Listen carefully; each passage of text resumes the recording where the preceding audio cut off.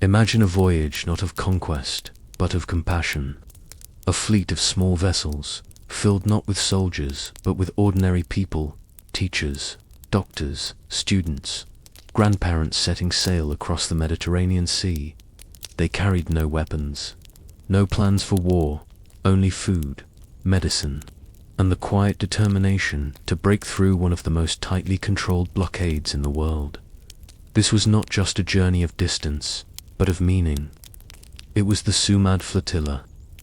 The word Sumud comes from Arabic.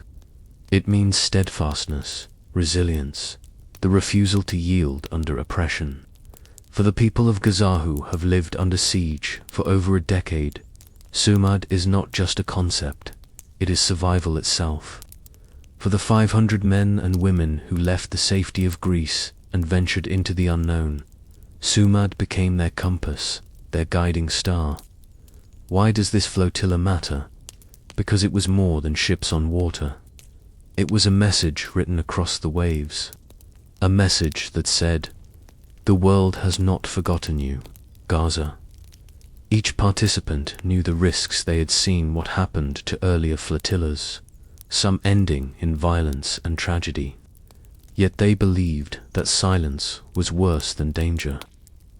The story of the Sumud Flotilla matters because it is about courage that cannot be measured in weapons, but in willpower.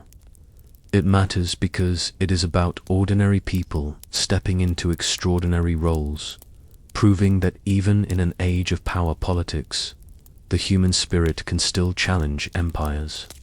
And it matters because, in the darkness of night, when Gaza's lights flicker under siege, the memory of strangers sailing toward them with hope is itself a lantern of resistance. This is not simply a tale of ships and seas. It is a story of dignity, defiance, and dreams that dared to leave the shore. Every great journey begins with a word. For this flotilla, that word was Sumud. At first, it may seem simple a word, carried by wind and whispered in homes. But in truth, Sumud is more than language. It is a philosophy, a way of life, a heartbeat that has carried a people through generations of hardship. In Arabic, Sumud means steadfastness, to stand firm when the ground beneath you shifts, to remain rooted even when storms rage. It is the farmer who refuses to abandon his olive trees, though bulldozers rumble nearby. It is the mother who tells her children bedtime stories of freedom, even as the electricity cuts out in the night. It is the student who studies by candlelight, determined to pass exams despite blockade and blackout. For Palestinians, Sumud is survival stitched into the fabric of daily life. It is neither loud nor fleeting. It is quiet endurance, a kind of strength that grows not from victory, but from refusing to surrender. And this word, born of struggle, became the name of the flotilla that set sail from Greece. The organizers knew that the journey was not only physical, but symbolic. To carry the name Sumud was to tell the world that this was not an ordinary voyage. It was a living expression of solidarity. It was a declaration that resilience can travel across oceans, that steadfastness can be shared, multiplied, and carried by strangers who choose to care. When the 500 participants stepped aboard their ships, they carried more than aid. They carried this word, this philosophy, this promise that in the face of walls, sieges, and silence, there will always be those who choose to stand firm. And so, before the first anchor was lifted, before the first wave rocked the boats, the flotilla had already set its course not only to Gaza, but into the heart of history. To understand why hundreds of people risked their lives at sea, we must first look toward Gaza, narrow strip of land, just 25 miles long, pressed between the Mediterranean Sea, Israel, and Egypt. From above, it may appear like any coastal city with its shoreline, markets, and minarets. But Gaza is not ordinary. Gaza is a land under siege. For nearly 2 million people, daily life here is defined not by freedom of movement, but by barriers. By land, sea, and air, Gaza is enclosed. The blockade restricts not only goods, but hope. Families wait weeks for permits to leave. Fishermen are chased back to shore if they sail too far. Hospitals lack essential medicine. Electricity flickers on and off, often leaving neighborhoods in darkness for 18 hours a day. And yet, Gaza is alive. Children play football in alleyways. Artists paint murals on crumbling walls. Street vendors call out to sell falafel and bread. Beneath the hardship lies a spirit that refuses to break. That spirit is why Gaza matters. For the flotilla's participants, Gaza was not just a place on a map. It was a wound in the conscience of the world. A place where human rights were suffocated by politics. A place where promises of freedom were too often drowned out by silence. Each person who boarded the Sumud Flotilla understood that they could not lift the siege alone. Their ships could not rebuild Gaza's infrastructure, nor solve decades of conflict. But they believed something powerful, that the act of sailing toward Gaza, of confronting the blockade with their bodies and voices, could shine a light where governments had allowed shadows to grow. To sail for Gaza was to say, "You are not forgotten." And for Gaza's people, even one beam of solidarity from across the sea could mean more than food or fuel. It could mean dignity. The Sumud Flotilla did not rise out of nowhere. It was part of a lineage, an unbroken chain of attempts to pierce the blockade of Gaza by sea. Before these 500 people boarded their ships in Greece, others had already braved the same waters, each voyage carrying with it both triumphs and tragedies. The most well-known was the Gaza Freedom Flotilla of 2010. Among its ships was the Mavi Mara, a Turkish vessel filled with activists and humanitarian cargo. Its journey ended violently. In the early hours of the morning, as it sailed in international waters, Israeli commandos boarded the ship. The confrontation turned deadly.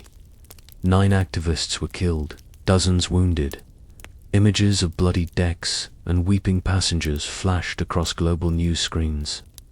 The world awoke, shaken by the brutality of the clash. But that was not the first attempt. Years earlier, in 2008, a pair of small boats, the Free Gaza and the Liberty, successfully reached Gaza's shore.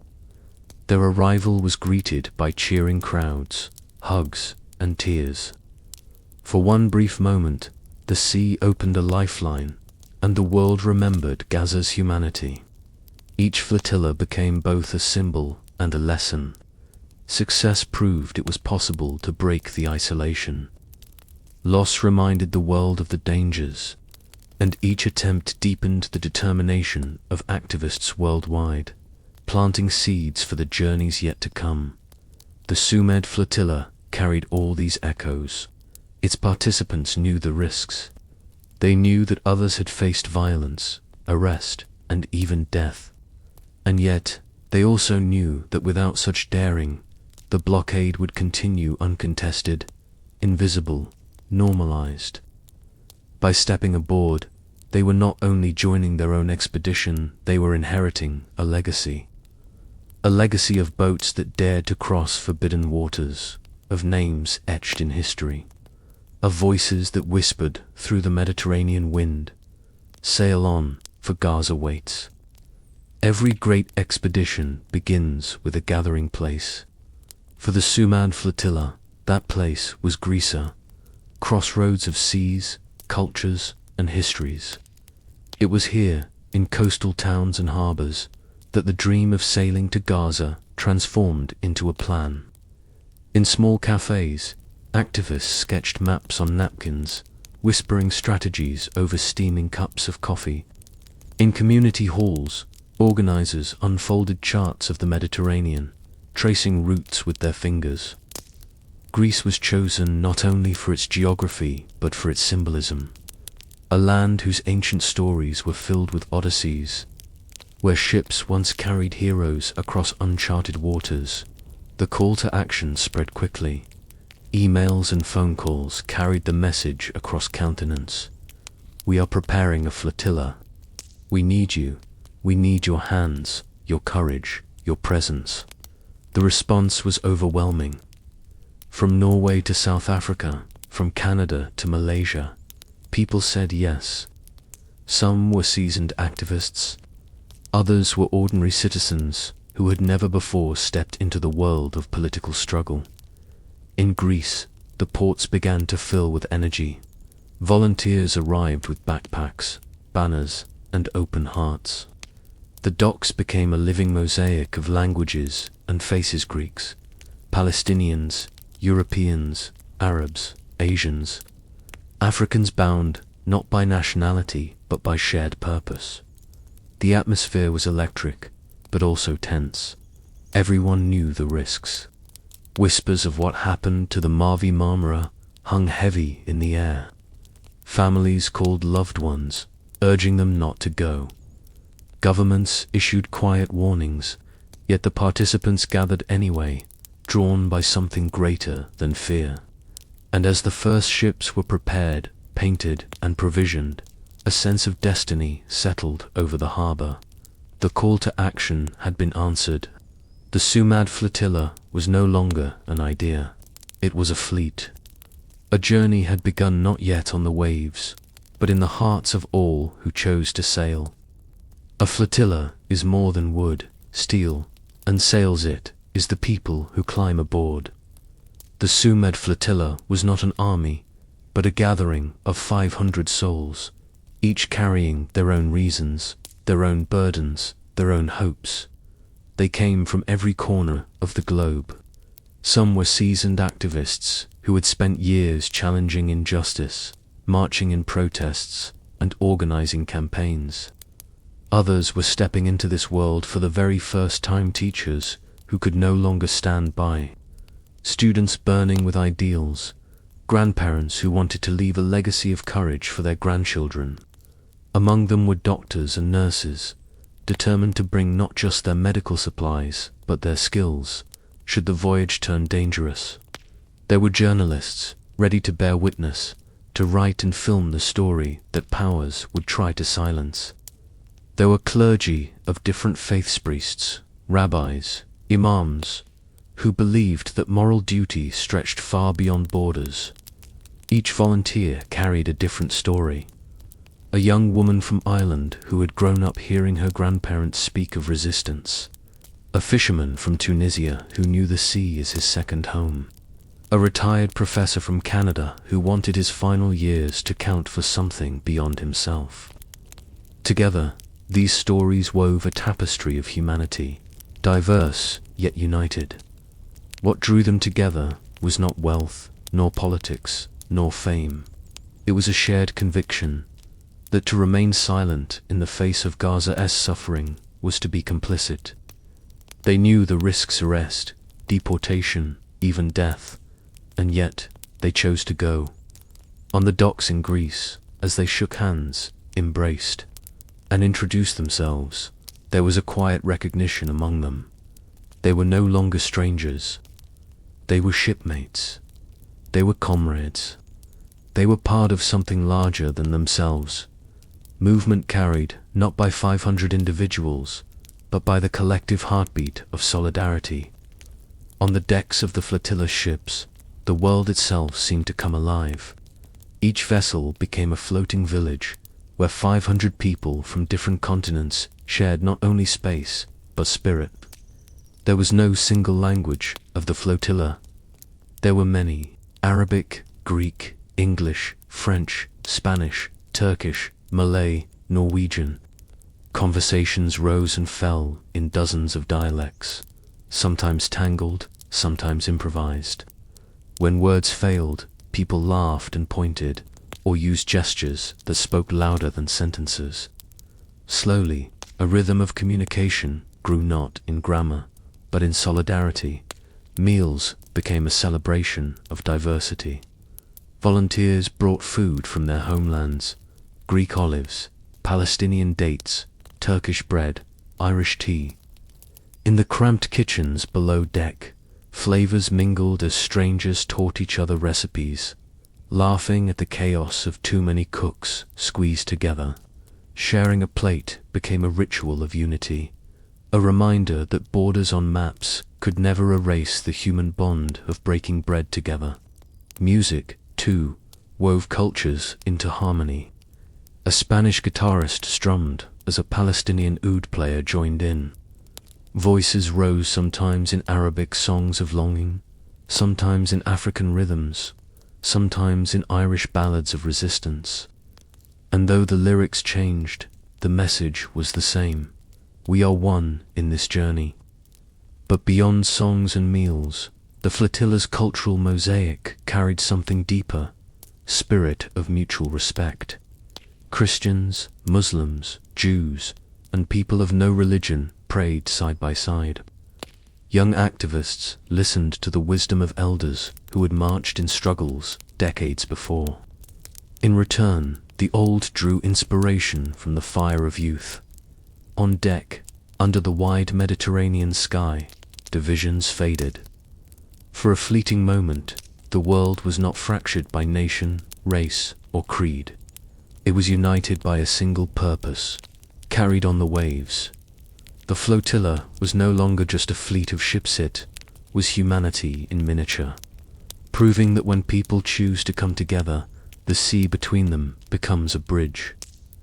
Every journey needs its vessels, and the Sumud Flotilla was no exception. But these ships were not mighty war cruisers or luxury liners. They were humble vessels, patched, painted, and prepared with care. Each one carried not just cargo, but the weight of a mission.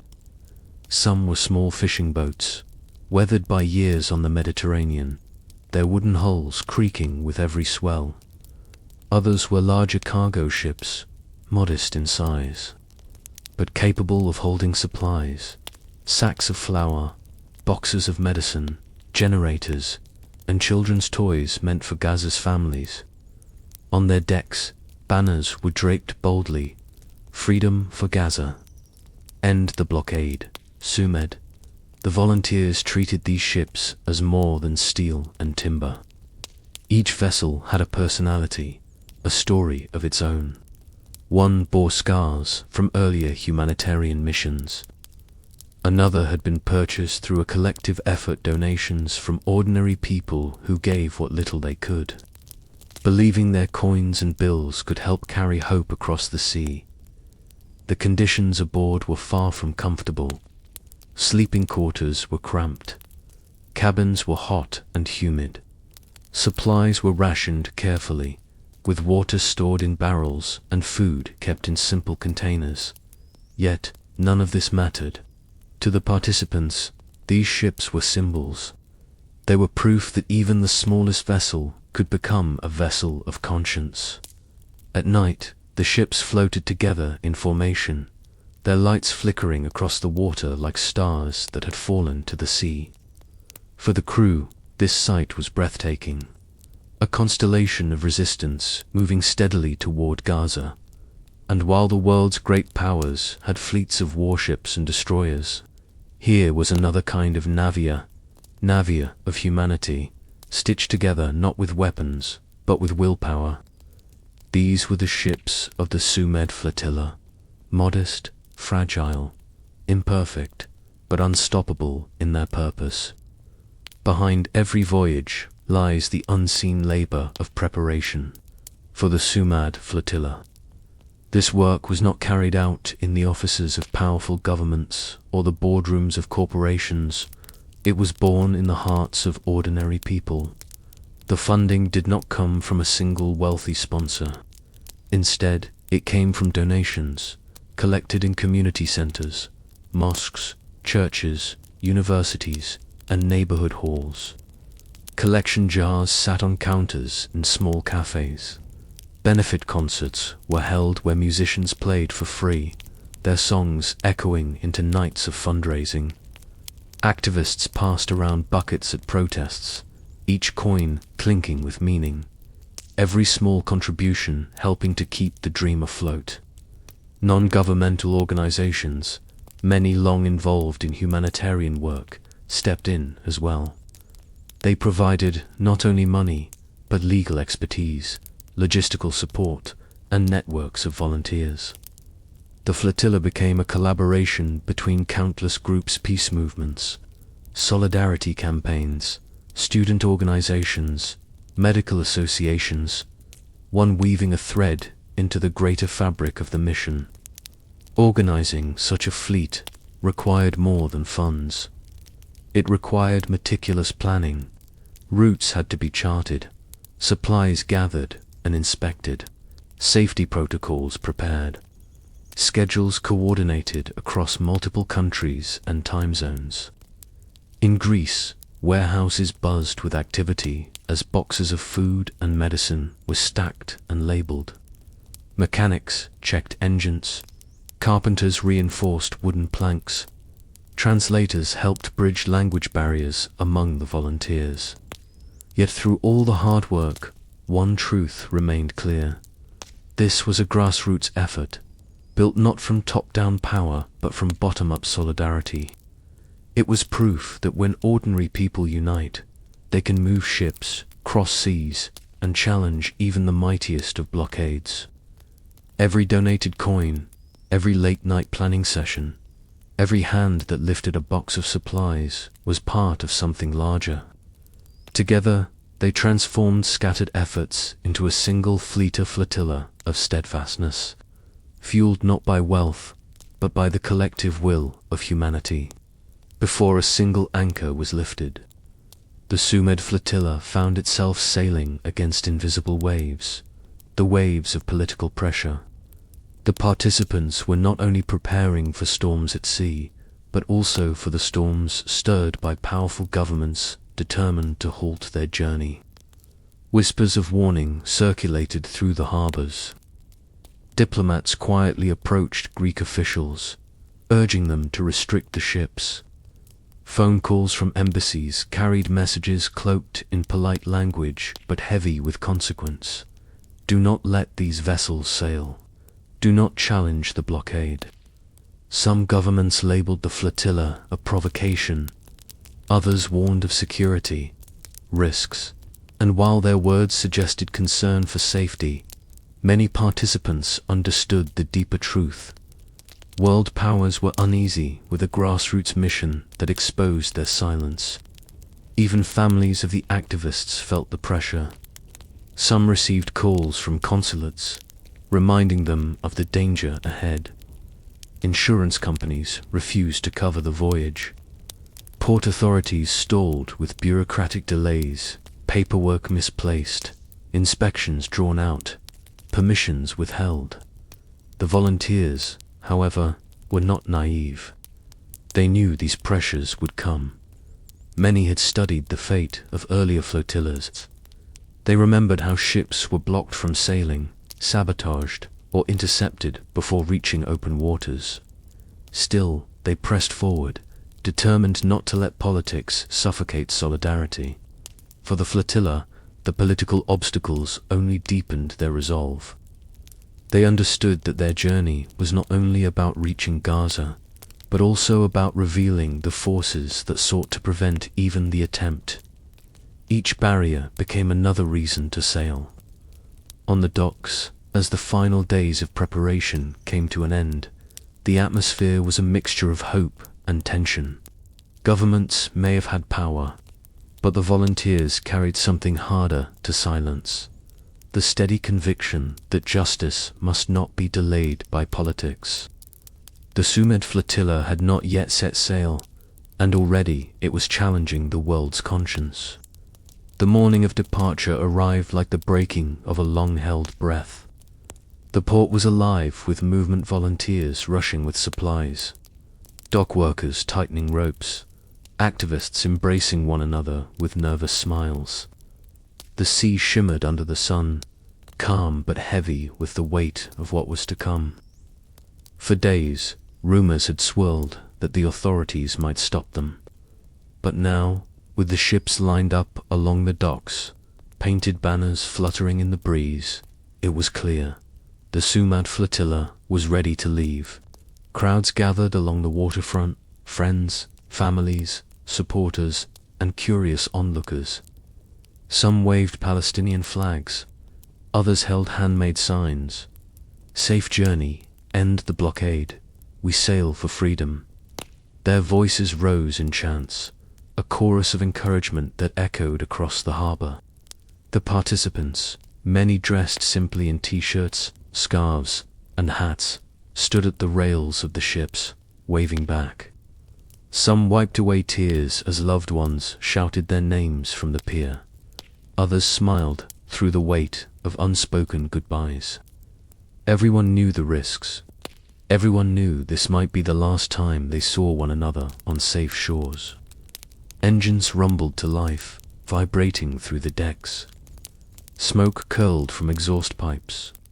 The ships swayed gently as ropes were untied, and with a final push from dockside hands, the flotilla began to drift forward. Cheers erupted, flags waved wildly, and cameras flashed to capture the historic moment. As the ships slowly moved out of the harbor, a silence fell among many of the volunteers. They looked back at the receding land of Greece, familiar, safe, certain, and then turned their eyes forward, toward the endless horizon. Ahead lay the unknown, the sea, the storm, the blockade. The port faded into the distance, but its memory clung like a blessing.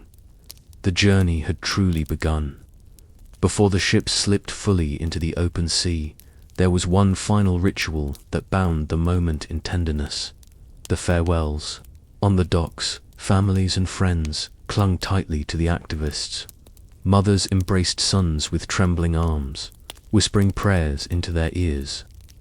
Fathers held back tears as they shook hands with daughters who now stood taller than fear. Children clutched at sleeves, asking innocently, "When will you be back?" Their voices, small and uncertain, cut through the chants and cheers like fragile bells. Some goodbyes were quiet, carried out in silence. Eyes met across the crowd, and in a single look, promises were exchanged. "Be safe. Be strong. I am proud of you." Others were loud, filled with shouts of encouragement, laughter, and even song. People raised their fists in solidarity, sending their loved ones off as if they were heroes embarking on an ancient quest. Phones buzzed with final text messages. Letters, folded and sealed, were handed over at the last-minute words, to be read later, in case the unthinkable happened. Photographs were taken in haste, smiles forced through trembling lips. On deck, the volunteers carried those goodbyes with them like invisible luggage. Some wiped their eyes as the shoreline slipped further away. Others retreated to quiet corners, whispering prayers or clutching keepsakes. A bracelet, a scarf, a family photo tucked into a pocket. For many, the hardest part of the journey was not the risk ahead, but the pain of leaving loved ones behind. Yet, woven into the sorrow was pride. Pride in daring to act. Pride in choosing to stand where so many chose silence. As the voices on the dock grew faint and the port disappeared into the haze, the farewells became memory bittersweet and eternal. The ships carried not just supplies and people, but the weight of love left behind on the Greek shore. The coastline of Greece faded into the distance until it was nothing more than a shadow on the horizon. Ahead lay only the endless stretch of blue, a sea vast and unpredictable. For the 500 souls aboard, this was the moment when imagination became reality. They were truly sailing into the unknown. At first, the mood was celebratory. Volunteers gathered on deck, watching the waves sparkle in the afternoon sun. Cameras clicked, flags waved, and songs broke out soft at first, then louder as confidence grew. The flotilla moved as one, its ships forming a loose constellation across the water. But as evening descended, the energy shifted. The sun bled into the sea, painting the sky in streaks of gold and crimson.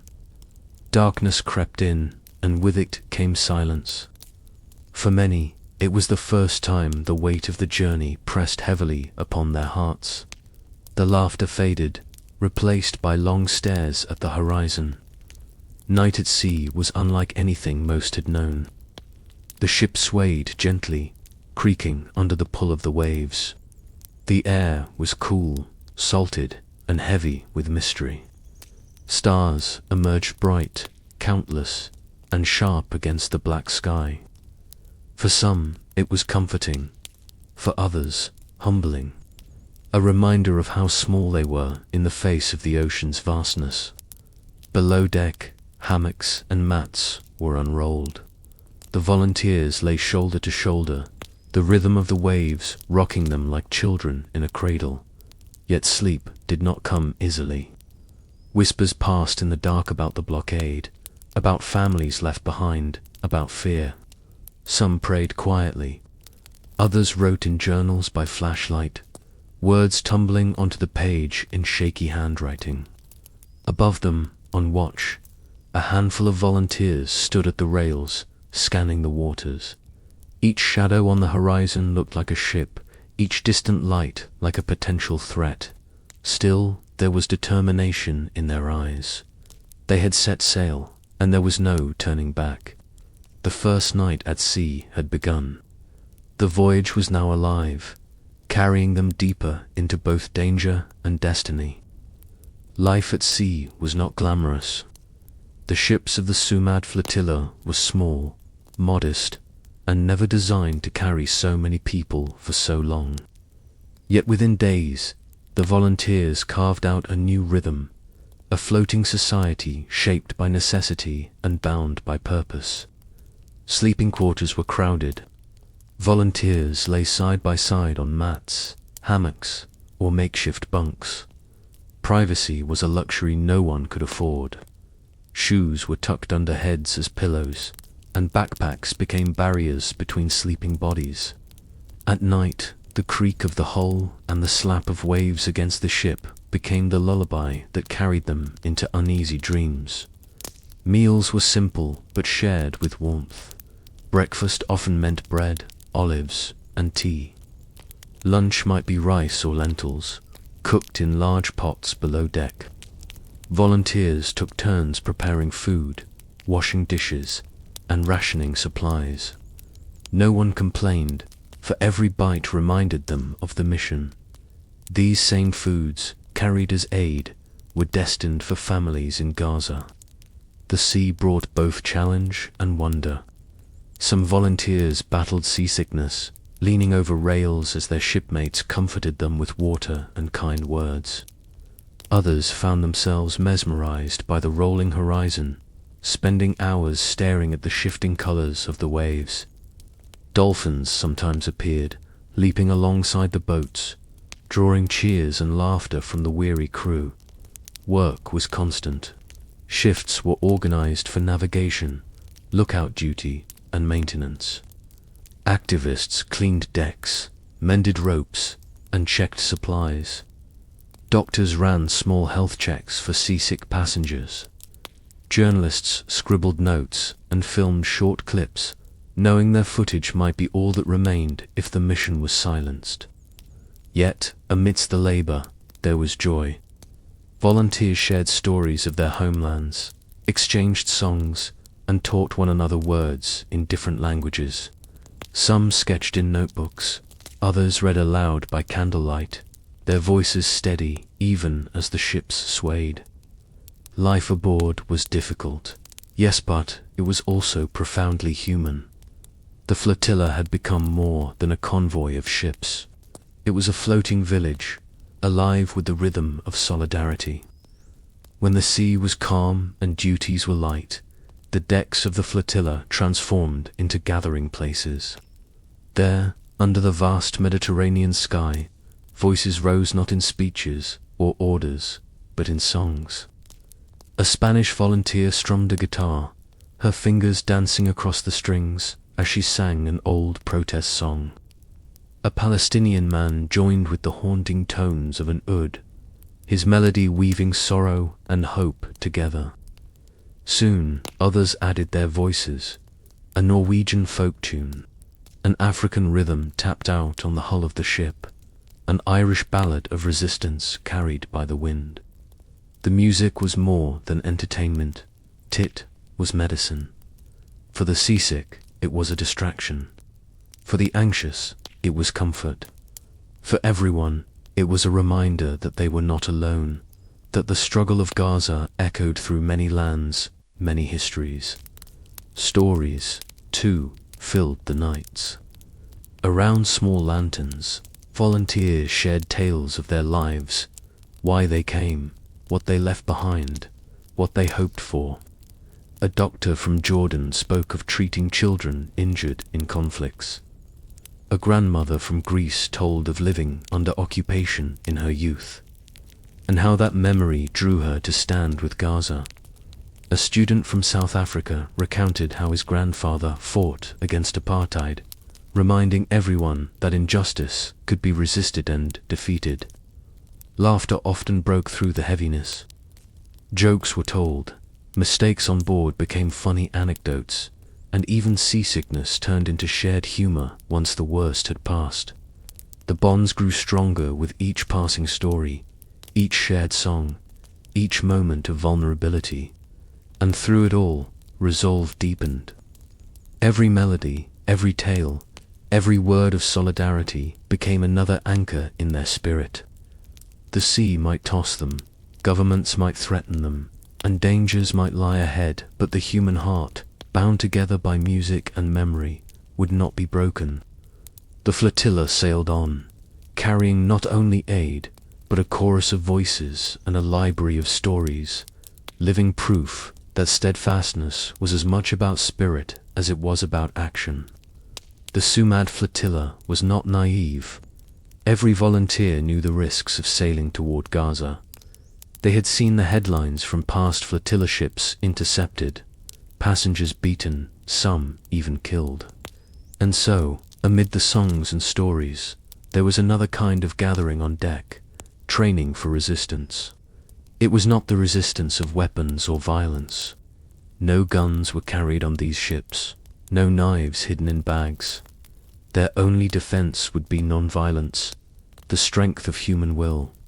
But even non-violence requires preparation. In small groups, volunteers practiced scenarios. Organizers walked them through what might happen if naval forces approached, if soldiers boarded, if arrests began. They role-played, one group acting as commandos, the others as activists. How do you protect one another without striking back? How do you shield the vulnerable, the elderly, the injured, the journalists with your own body? They learned to sit together, arms linked, forming circles of protection.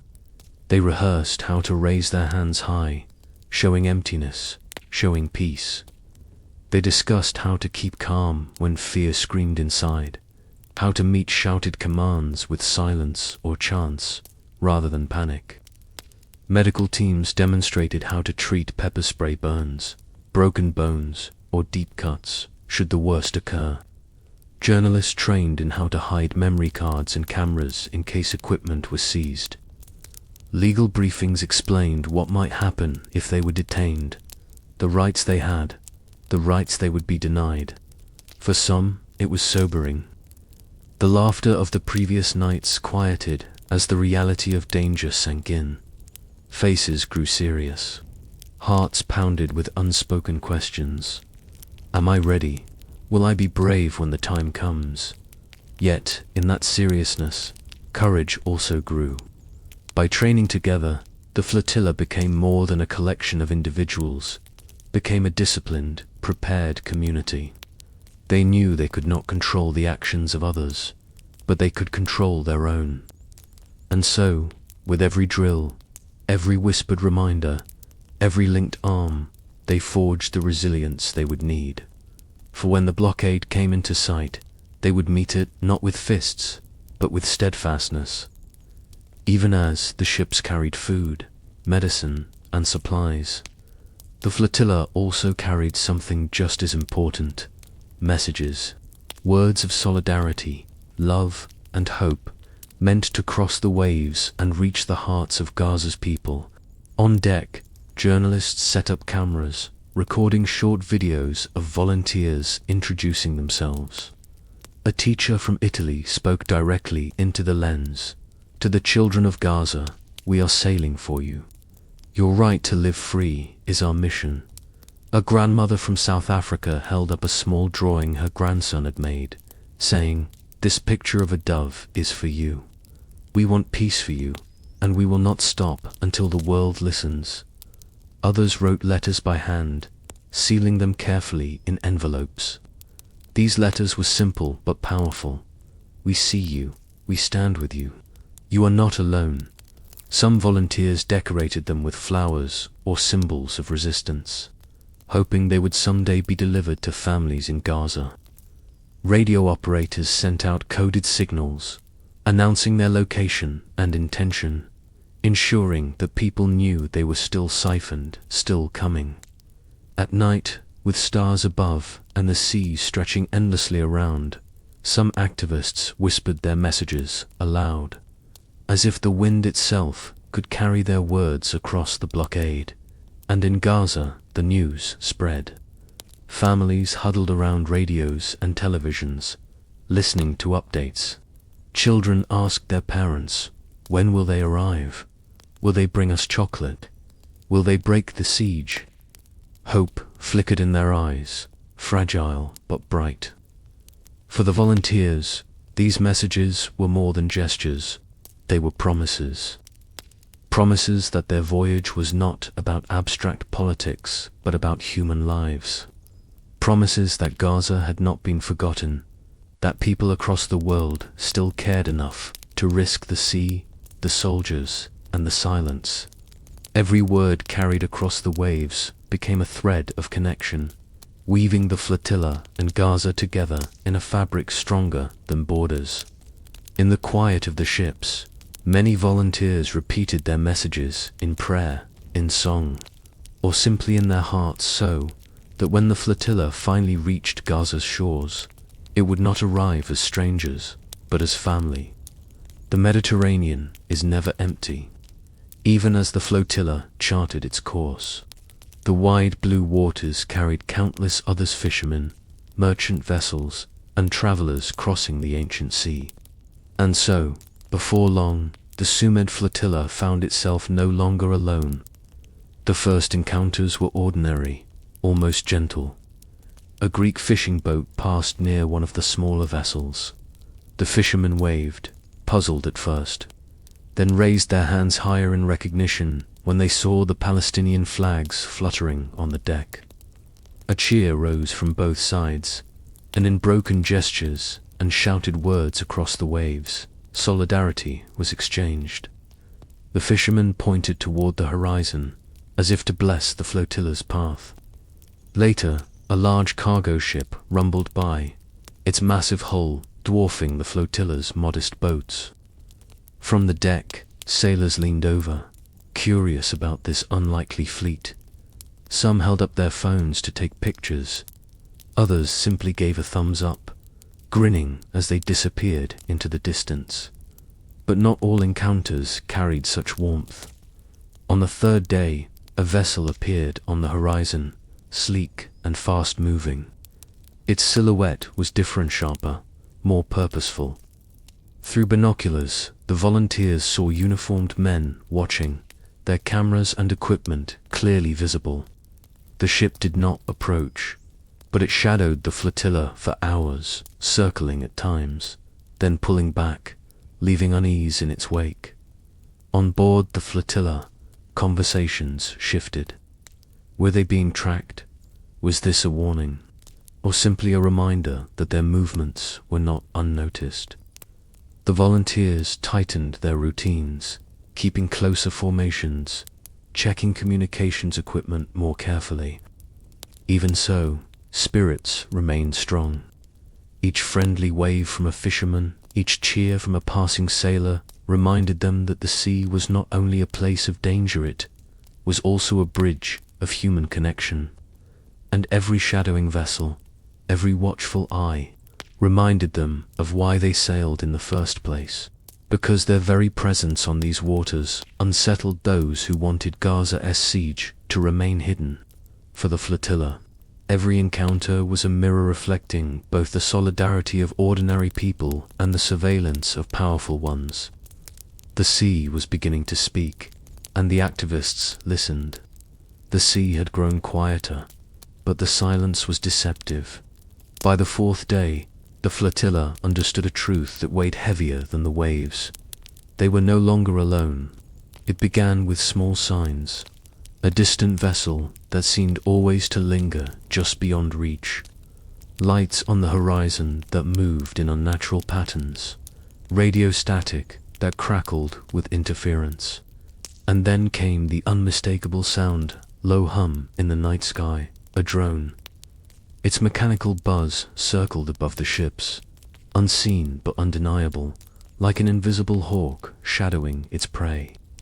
Volunteers gathered on deck, shielding their eyes as they searched the skies. Some cursed under their breath.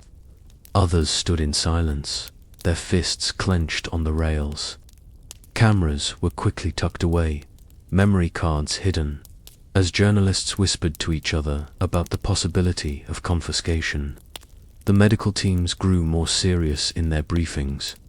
If they board, be ready. If they detain us, stay calm. The drills practiced in earlier days suddenly felt less like hypotheticals and more like looming inevitabilities. Yet even under this shadow, the flotilla's resolve did not crumble. Instead, a strange kind of unity deepened. Volunteers began keeping night watches in pairs, scanning both sea and sky. Songs still rose on deck, though softer now, less celebratory and more defiance, sung not for joy, but for courage. Some tried to lighten the mood, joking that if they were being watched so closely, at least they had an audience. But beneath the humor lay a shared tension, the knowledge that at any moment the shadow could descend into confrontation. And still, the flotilla sailed on. Each hum of the drone, each shadowing ship, each flicker of interference was proof that their mission mattered. They were being watched because they were being heard, because their very presence on the water was a challenge to silence. The sea, once vast and free, now felt like a stage.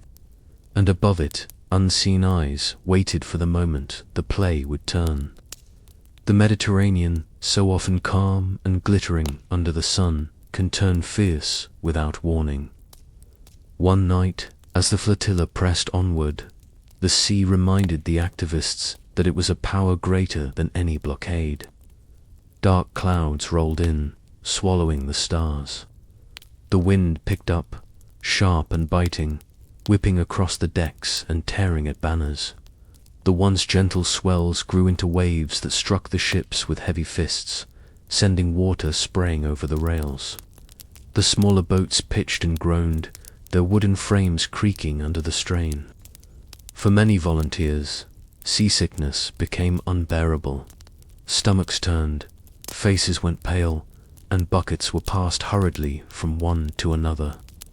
Doctors moved between passengers, offering sips of water, soothing words, and reminders to breathe through the rhythm of the waves. Others clung tightly to ropes and railings, their knuckles white as the ships lurched violently. A few prayed aloud, voices trembling with fear but steady with faith. Some simply stared into the storm, their eyes fierce, as though daring the sea itself to break their resolve. Yet amidst the chaos, there were moments of awe. Lightning split the sky in silver arcs, illuminating the flotilla as if frozen in a painting. The thunder roared, and for an instant, the activists felt the raw immensity of the world around them. They were small, fragile, vulnerably and yet alive within something vast and eternal. The storm lasted hours. By dawn, the clouds began to thin, and the sea slowly calmed. Exhausted volunteers emerged from below deck, damp but smiling weakly, relief etched across their faces. Someone laughed shakily. "If the blockade doesn't stop us, the sea might try." The joke spread, and laughter rippled through the crew, chasing away the last of the night's fear. The storm had tested them, stripping away comfort, shaking their bodies, and humbling their spirits. But in surviving it together, they discovered something vital. If they could endure nature's fury, they could face what lay ahead.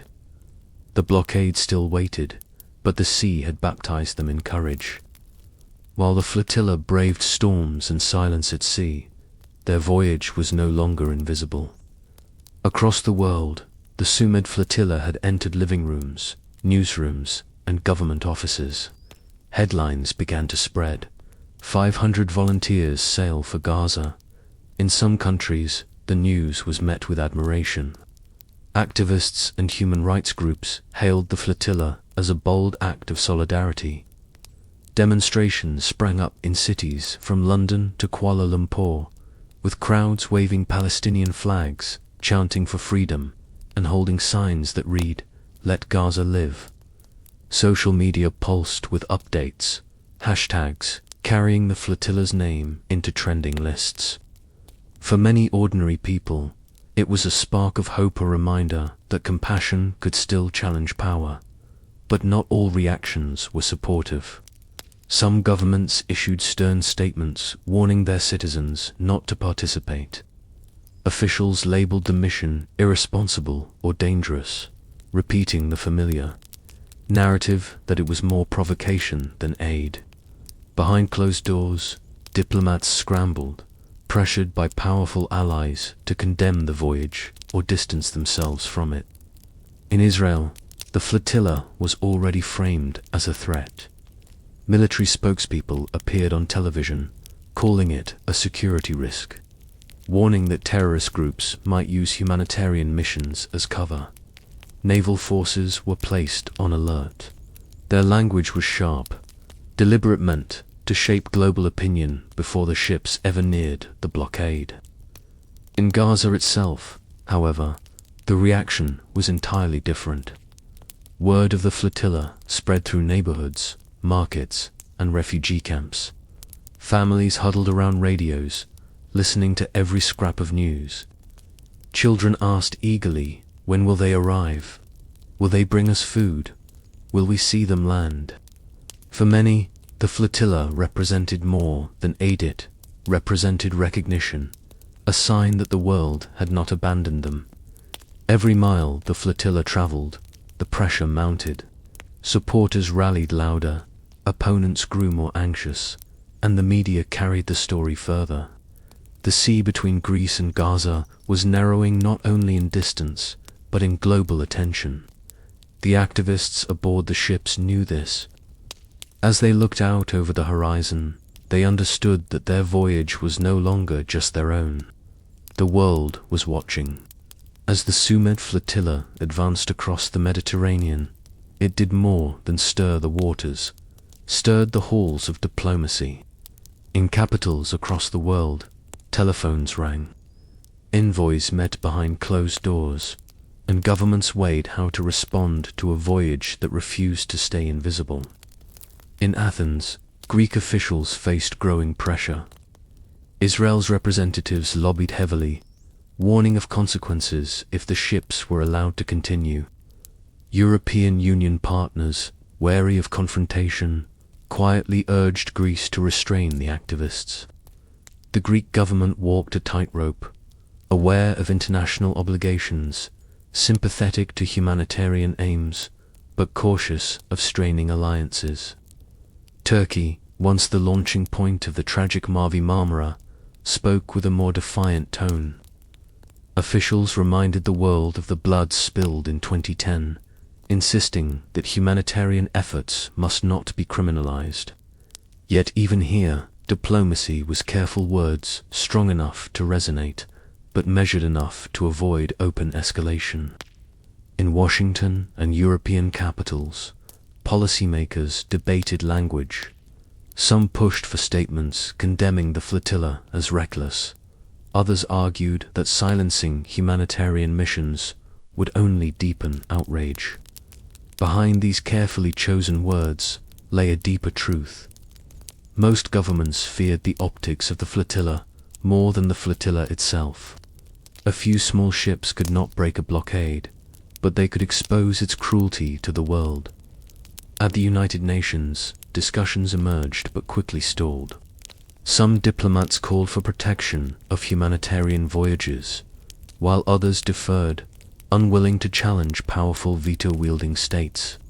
Statements were drafted, softened, and buried in committees.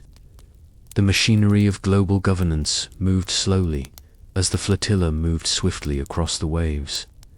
Meanwhile, Israeli diplomats worked tirelessly, framing the flotilla as a threat, not a mission of mercy.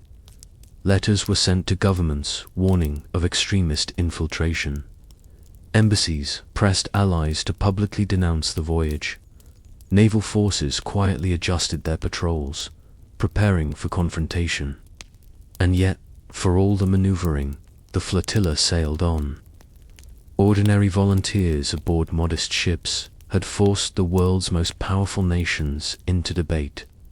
In the great chessboard of international politics, a handful of boats had tipped the balance, proving that even the smallest pieces can demand to be seen. As the Sumud Flotilla pressed on toward Gaza, eyes turned to the United Nations. For many, the UN was the world's referee, the one institution meant to stand above politics, to protect the vulnerable, and to uphold the principles of international law. Surely, some thought it would act. In New York, meetings were held in quiet conference rooms, far from the sea where the ships sailed. Reports about the flotilla's size, its passengers, and its intentions crossed the desks of diplomats. Some voices within the UN argued strongly that the blockade itself was illegal under international law, that any attempt to deliver humanitarian aid by sea should be supported, not stopped. But others hesitated. Pressure from powerful states weighed heavily.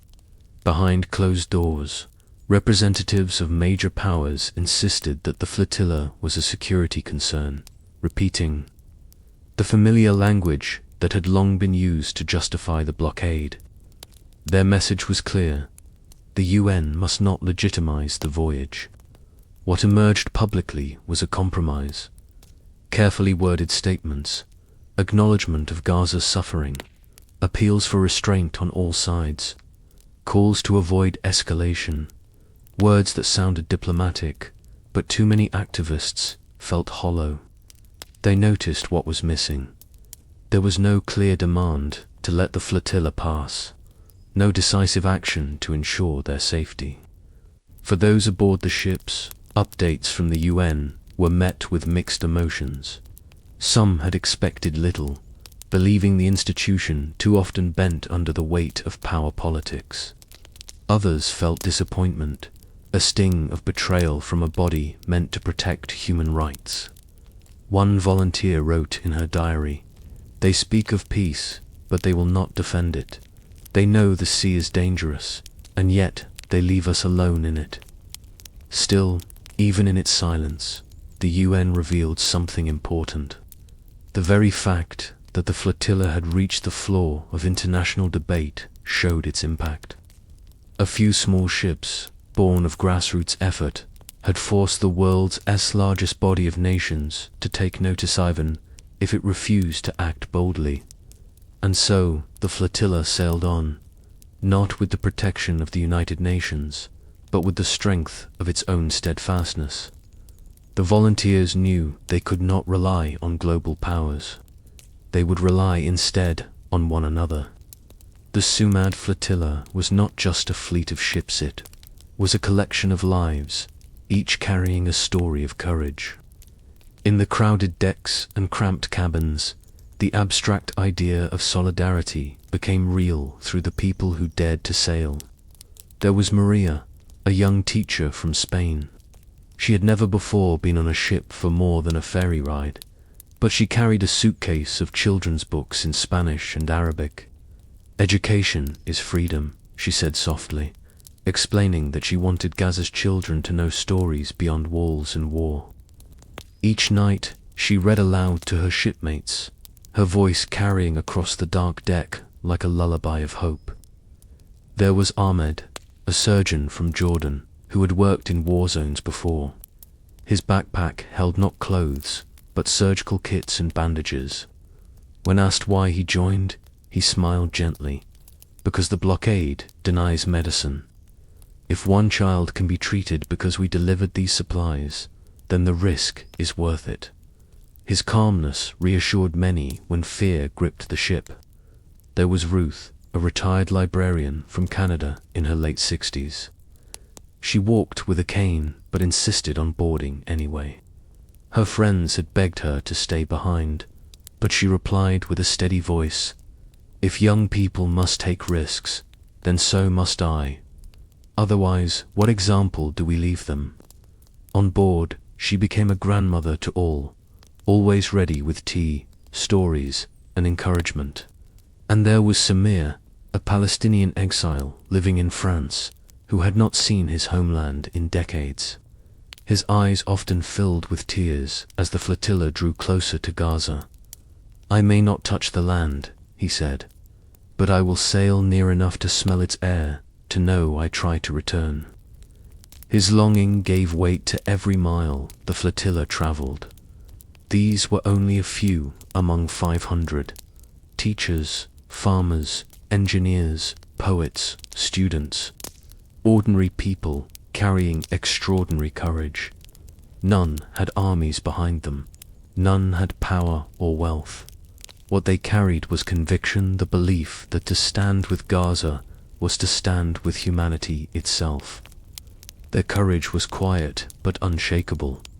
And as their stories intertwined, the flotilla became more than ships on water. It became a living testament that when ordinary people act with bravery, they can challenge the silence of the world. Among the 500 volunteers aboard the flotilla, some carried not banners or cameras, but stethoscopes and medicine bags. The medical team, a mix of doctors, nurses, and paramedics, were the quiet guardians of the voyage, preparing for the worst, even as they hoped for the best. They had studied the grim lessons of earlier flotillas. They knew that boarding by armed forces often brought injuries, blunt trauma, broken bones, head wounds, gunshot wounds. And so, before the flotilla set sail, they packed carefully. Trauma kits, gauze, bandages, saline drips, painkillers, antiseptics. Each box was labeled and secured in places accessible from both above and below deck. Training sessions were held daily. Volunteers learned how to apply pressure to wounds, how to stabilize a fracture with makeshift splints, how to move an injured person without causing further harm.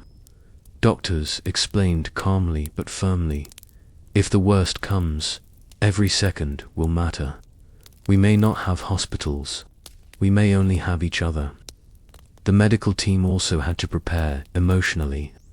They discussed the ethics of care in conflict, who to treat first, how to remain calm under pressure, and how to resist panic if faced with overwhelming injuries.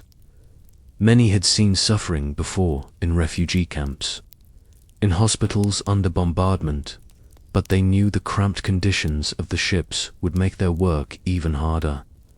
Despite the seriousness, there was a spirit of reassurance. Nurses smiled at the seasick, soothing them with ginger tea and kind words. Doctors checked blood pressure, treated sunburns, and handed out advice about hydration. In these small acts of care, trust grew. Volunteers took comfort in knowing that if danger came, they would not face it alone. For the medical team, readiness was not only about equipment or training. It was about resolve, the resolve to hold life sacred even in the face of violence. They carried the unspoken vow of every healer, that no matter what happened, They would do everything possible to preserve life on the sea of steadfastness. On the flotilla, not all carried aid supplies or medical kits. Some carried cameras, microphones, and notebooks. They were the journalists, tasked with one of the most dangerous and vital missions: to witness, record, and tell the story. From the very beginning, they knew the stakes. Earlier flotillas had shown how quickly cameras could be seized, how memory cards could vanish, how footage could be erased. Truth itself was at risk, and so the journalists planned carefully. They packed small, portable cameras, some hidden in bags or even sewn into clothing. Extra memory cards were stashed in shoes, taped under bunks, or sealed in waterproof containers that could be thrown overboard if capture seemed imminent. Satellite phones were kept ready, capable of sending quick bursts of information before signals could be jammed. Each journalist had a different approach. Some focused on interviews, gathering testimonies from volunteers about why they sailed. Others filmed the daily life aboard me as songs, training sessions so the world could see the humanity of the flotilla, not just the confrontation. A few specialized in live updates, sending dispatches to news outlets and social media whenever signals allowed. But their work was not without danger. They discussed what to do if commandos boarded. Keep filming as long as possible. Do not resist if equipment is taken. Hide what you can. Remember everything you see. For them, the pen and the lens were their shields, their contribution to the mission. Beyond strategy, there was a sense of sacred duty.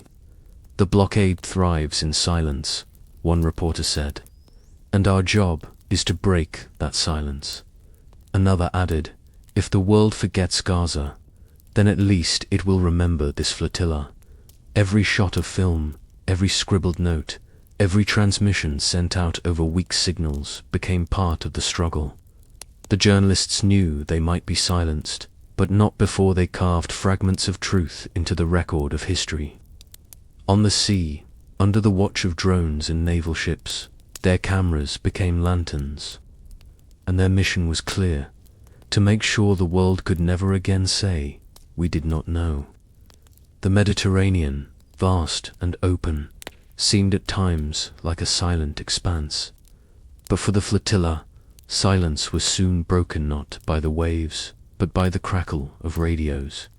It began subtly, static that hummed louder than usual, interference that cut across the frequencies the ships used to stay in contact. At first, the volunteers thought it was natural, the quirks of weather and distance. But soon the pattern became clear. They were being monitored. One night, a voice cut sharply through the static, calm, clipped, and unmistakably official. "You are entering restricted waters. Turn back immediately.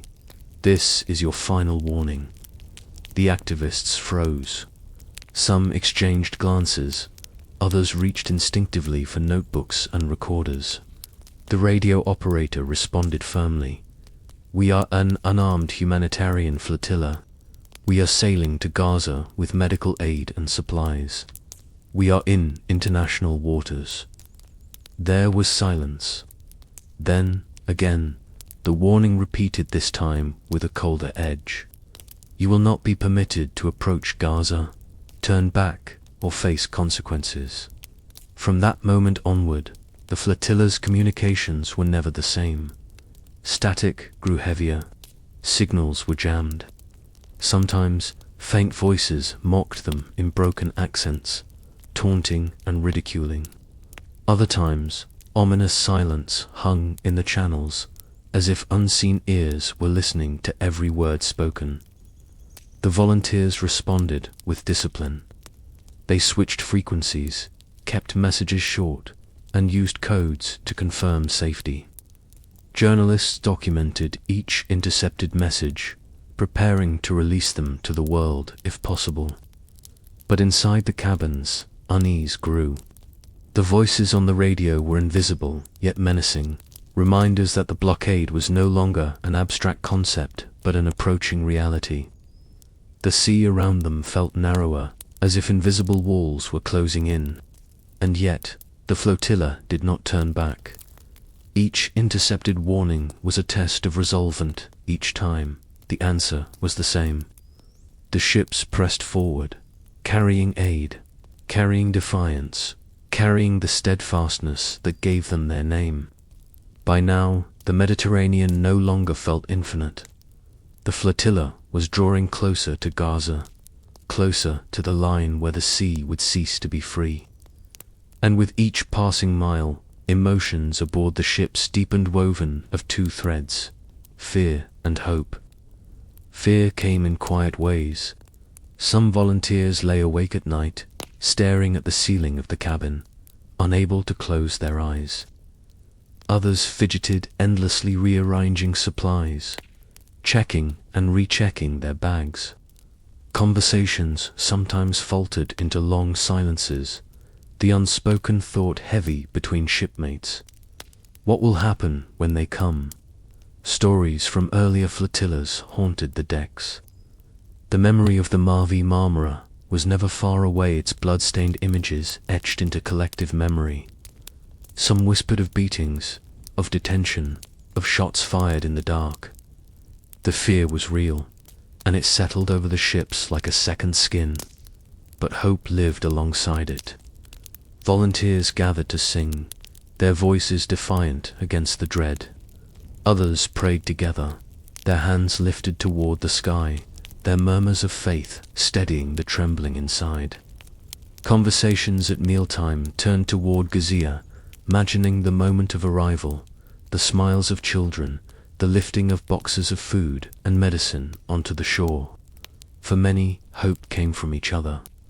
The sight of an elderly passenger who refused to show fear inspired the younger ones. The laughter of a group of students eased the tension for those around them. The medical team's calm reassurances, the journalists' constant filming, the quiet courage of the organizers all became small anchors holding the flotilla steady. Fear and hope walked side by side on deck, as inseparable as the sea and the sky. And though fear was heavy, hope always outweighed it. For hope was why they had come, why they had boarded, why they continued forward despite the warnings, the shadows, the threats. As Gaza drew nearer, the flotilla's heartbeat grew louder, not in panic, but in determination. They were afraid, yes, but more than that, they were steadfast. While the flotilla pressed on under the gaze of drones and patrols, ripples of its journey spread far beyond the Mediterranean. In cities around the world, people who would never set foot on the ships still felt themselves aboard, connected by conviction. In London, crowds gathered outside embassies, waving Palestinian flags and chanting, "Let Gaza live." Students marched with handmade signs, while clergy held candles, their quiet prayers rising into the night. In Istanbul, thousands filled the streets, their chants echoing through the city, memories of the Mavi Marmara giving their voices a sharper edge. Mothers carried photos of loved ones lost in 2010, reminding the world that blood had already been spilled on these same waters. In New York, activists staged sit-ins, unfurling banners in front of government buildings. Some chained themselves together, declaring, "If they can blockade Gaza, then we blockade silence." Across South Africa, protesters linked the flotilla to their own history. Veterans of the anti-apartheid struggle marched alongside young people, chanting, "From Soweto to Gaza, freedom will come." Their voices carried a reminder that oppression could be resisted and overcome. Social media became another sea of solidarity. Hashtags surged, carrying news of the flotilla to millions who followed every update with anxious hearts. Photographs of the ships, of the faces on board, of the banners against the sky, spread like wildfire. For many who felt powerless, sharing and amplifying these images became their own act of resistance. In Gaza itself, word of the protests reached through radios and smuggled internet lines. Families smiled as they heard of crowds chanting their name in distant cities. "They remember us," one father told his children. "Even the world across the ocean is calling for us." The solidarity protests prove something powerful. The flotilla was no longer just a fleet. It had become a movement, a symbol carried not only by 500 people on the sea, but by thousands, even millions, on the streets of the world. And as the ships drew closer to confrontation, the activists knew they were not alone. Behind them stood a global tide of humanity, rising louder with every wave. The sea grew heavier with meaning as the flotilla pressed closer to Gaza. The miles that remained were few, but they were the most dangerous miles of all. Every activist on board knew it. Every creak of the ship, every shift in the wind seemed to whisper, "You are nearing the line that cannot be crossed." Conversations grew quieter. Meals were eaten more quickly. Volunteers moved with a kind of focused calm, as if preparing themselves inwardly for what was to come. The laughter that once carried across the decks was replaced by long silences, filled with the sounds of the sea and the low thrum of engines. On the horizon, the coast was still unseen, but its presence was felt. For Palestinians, aboard exiles, refugees, children of the diaspora, hearts beat faster with each mile. One whispered, "We are closer now than I have been in my whole life." Another stared at the horizon through tear-filled eyes, unable to speak. At night, the flotilla drew tighter together, the ships forming a close-knit cluster. Lights were dimmed to avoid detection, and watchers were doubled. Drones still circled overhead, their hums a constant reminder that unseen eyes followed their every move. Radios buzzed with static, then fell eerily silent. The blockade's shadow stretched long before them. Yet amid the tension, hope refused to die. Some activists painted banners anew, their letters bold against the sea air. "We sail for Gaza." Others sang softly into the night, their voices fragile but unwavering. Small axe prayers, embraces, shared words of courage became the fuel that pushed them onward. They were so close now that some dared to imagine it, stepping onto Gaza's soil, unloading boxes of food, handing medicine to doctors, lifting children into their arms. The dream felt tangible, almost within reach, but everyone knew the truth. The closer they drew, the more certain confrontation became. The blockade was not just a word. It was a wall at sea, and the flotilla was about to collide with it. The waters ahead were not only geographic, they were historic, and every soul aboard felt the weight of what awaited them. The morning was quiet, the sea deceptively calm. The horizon stretched wide, and empty, or so it seemed. Then, just after dawn, a shape appeared in the distance. At first, it looked like a speck of shadow against the blue. But as minutes passed, the speck grew sharper, larger, unmistakable. A warship, whispers rippled across the deck. Volunteers crowded the rails, binoculars raised, eyes narrowing against the glare of the sun. And then, another vessel appeared, and another. Soon, the horizon was dotted with steel-grey silhouettes, moving with slow precision, circling like predators around a school of fish. "They're here," someone murmured, their voice barely above a whisper. The Israeli naval forces had arrived.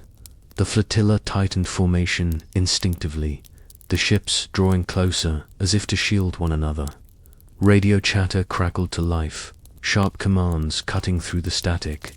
"You are approaching a restricted area. Change your course immediately. You will not be permitted to enter Gaza."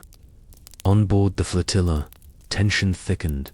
Some volunteers stood frozen, staring at the approaching vessels with wide eyes. Others linked arms, steadying themselves against the fear rising in their chests. Journalists scrambled to capture the moment. Cameras lifted, recorders clicked on, lenses trained on the horizon. The warships drew nearer, their size and power dwarfing the small, fragile vessels of the flotilla. Soldiers could be seen moving on deck, their weapons glinting in the sun.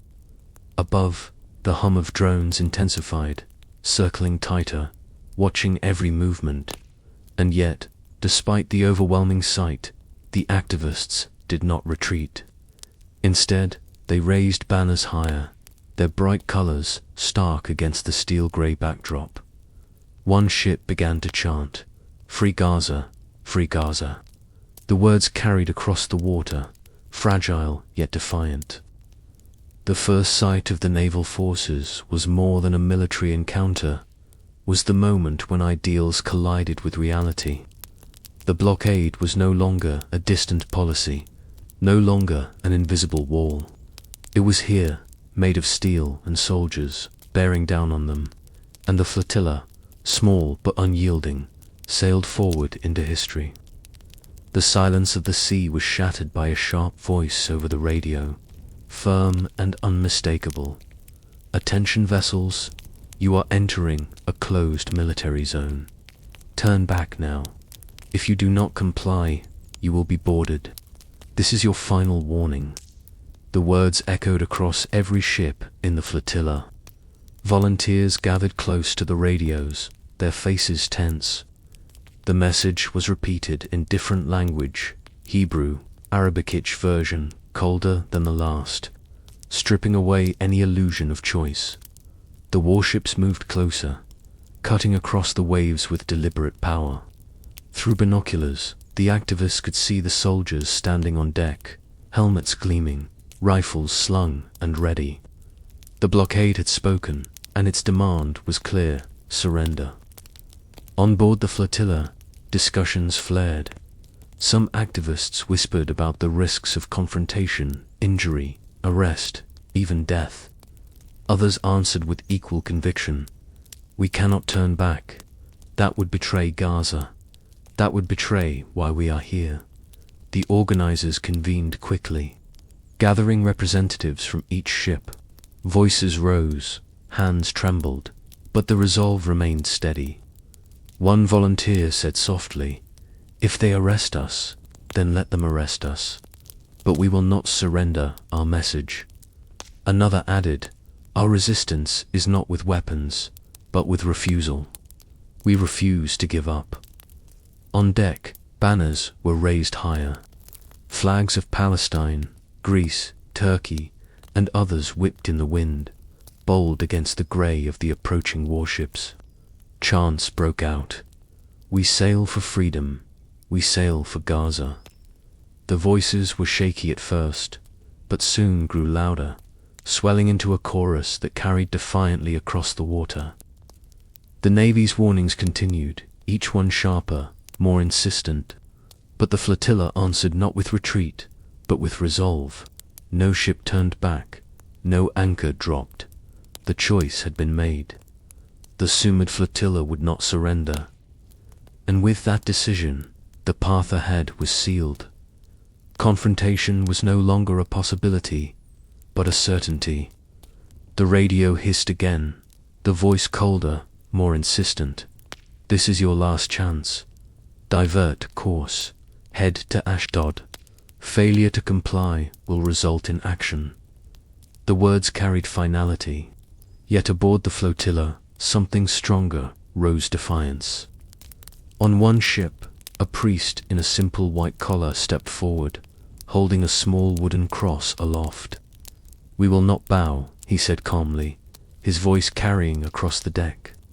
On another, a group of young activists linked arms, forming a human chain, chanting, "We are unarmed, we are peaceful."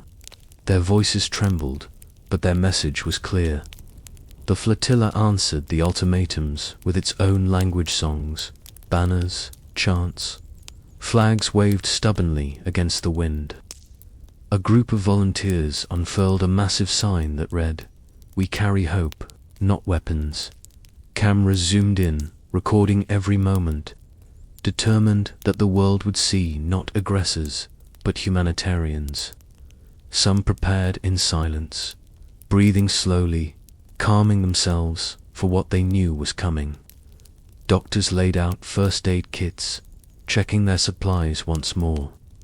Journalists slipped memory cards into secret places, whispering to each other, "If they take our cameras, they must not take our story." The radio demanded again, sharper than before. The flotilla replied with only 2 words: "We refuse." And in that refusal was the essence of Sumud steadfastness, the refusal to yield. They knew the outcome might not be victory in the physical sense. The ships might not reach Gaza's shore, but their defiance itself was the victory, the act of saying no to injustice, no to silence, no to surrender. As the warships closed in, the flotilla braced itself. The decision had been made. They would not turn back. They would face whatever came with open hands, linked arms, and unbroken will. The Mediterranean grew tense, holding its breath. The moment of collision was near. It began in the half-light of dawn. The hum of engines grew louder, the shadows of warships closing in like a tightening circle. Suddenly, small boats shot forward from the naval vessels, slicing across the waves with terrifying speed. Above, the drone of helicopters thundered, their blades chopping the air like a warning drum. Shouts erupted across the decks. Their boarding, commandos in black uniforms, faces hidden behind masks, descended from ropes dropped from the sky. Others leaped from speedboats, climbing the sides of the ships with grappling hooks and ladders. Boots slammed onto decks, weapons raised, orders barked in sharp, unyielding voices. "Stay down, do not resist. This ship is under Israeli control." Panic rippled, but the volunteers clung to their training. Arms linked, they sat in circles, chanting loudly, "We are unarmed, we are peaceful, free Gaza, free Gaza." Their voices rose above the noise of helicopters, trembling but unbroken. Soldiers shoved them, pulled them apart, pushed them to the ground. Journalists lifted cameras, only to have them ripped away. Some managed to film precious seconds before lenses were smashed, before memory cards were seized. A few recordings were hidden quickly in clothing, tucked into socks, whispered away with desperate hands. "Protect the evidence." Doctors rushed forward as the first injuries came: bruises from batons, cuts from boots. A young activist struck across the face. Medical kits were flung open, bandages pressed against bleeding skin, voices shouting for calm amid the chaos. Some volunteers tried to shield the elderly and frail, wrapping their arms around them as soldiers forced their way through. Others locked eyes with the commandos, refusing to look away, their silence louder than any scream. The air filled with noise orders, cries, chants, the metallic clatter of weapons. The blockade was no longer distant policy. It was here, standing on their decks, gripping their shoulders, silencing their voices. And yet, even as the commandos spread across the flotilla, one truth remained. Not a single volunteer raised a hand in violence. Their defiance was their only weapon, and their refusal to surrender their humanity became the greatest act of resistance. The boarding had begun. The flotilla's fate now hung in the balance. The decks erupted into a storm of sound and motion. Boots pounded against wood and steel, soldiers shouting commands no one could fully hear over the roar of helicopter blades. Volunteers cried out, some in fear, others in resistance, their voices carrying fragments of chants, "Free Gaza, we are peaceful." Smoke bombs hissed, filling the air with acrid clouds that stung the eyes and seared the throat. Coughs and cries broke through the din as activists stumbled, blinded, clutching at one another for guidance. Some fell to the deck, wheezing, while others fumbled for wet cloths to press against their faces. Cameras flashed desperately, capturing fragments of the chaos on, arm raised in defense. A banner torn down, a soldier looming with rifle raised.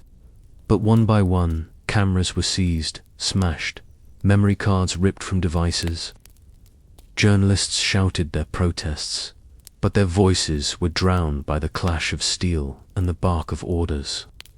Doctors rushed into the fray, kneeling over the fallen. A young man's head split open by a baton. A woman gasping from pepper spray in her lungs. Bandages and water bottles passed hand to hand in the madness. Even as they worked, soldiers shoved them aside, yelling for the decks to be cleared. Some volunteers curled into protective circles, arms linked tightly, refusing to move.